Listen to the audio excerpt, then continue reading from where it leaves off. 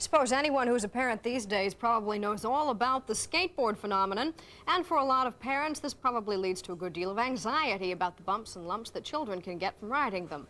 But if you happen to be in the skateboard industry, your biggest worry is counting your money. The skateboard business is enjoying spectacular prosperity, as Irving R. Levine reports. In the beginning, there was water surfing. And surfboarders riding the waves got the idea of putting skateboards on waves of concrete.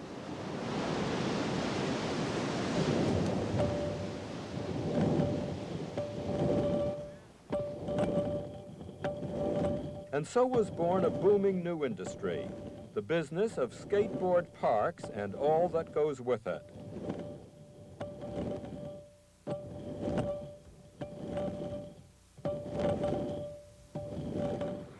This park, called Skatopia near Los Angeles, covers an acre with concrete configurations. Skatopia was opened on June 1st at a cost of $300,000. And at the present rate of attendance, the owners expect to take in twice that amount of money in the first year.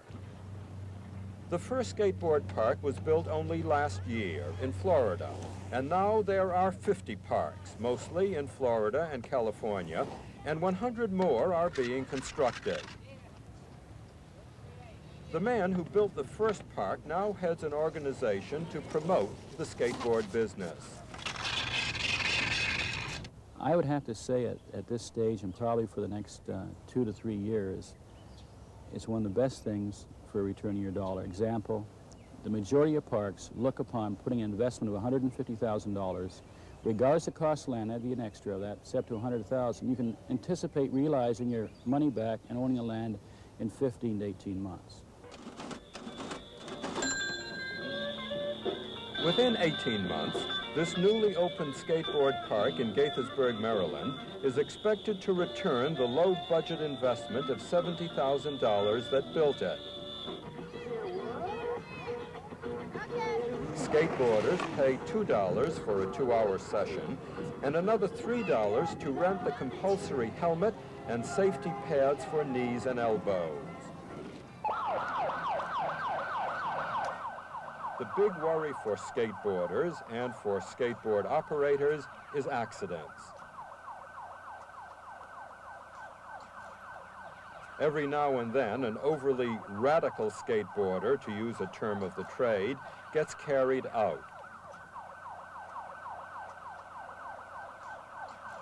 7 cents of every dollar taken in at skateboard parks go for liability insurance.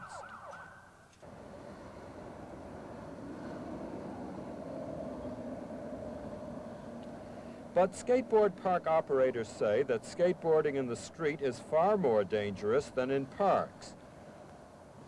There's danger wherever one skateboards, on ramps, in parking lots, Oh, man. All right, man, all right. or in contests.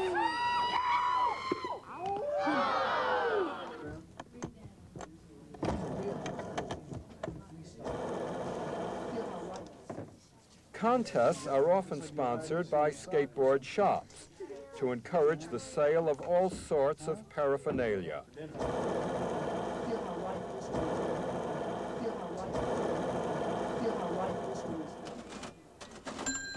Skateboarding equipment is not cheap.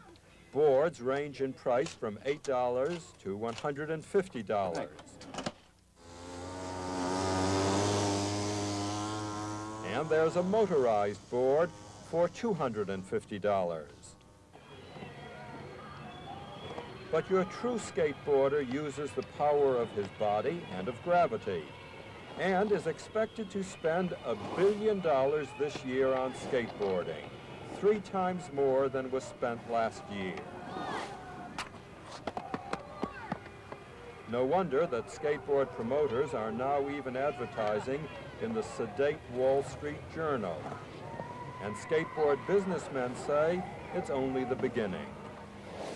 I think that you'll see skateboarding in the upcoming Olympics. There are skateboard parks being built up and down the East Coast, and there's plenty on the West Coast, and it's just spreading in toward the center of the country, and there are a lot of capital being spent on skateboarding, so I think it's here to stay. There's no doubt in my mind. However, there are skeptics who doubt the skateboarding craze will last. They recall the hula hoop. But for now, it's an industry going full speed ahead, and not at all worried that it might be headed for a financial tumble. Oh, you okay? Irving R. Levine, NBC News, Washington.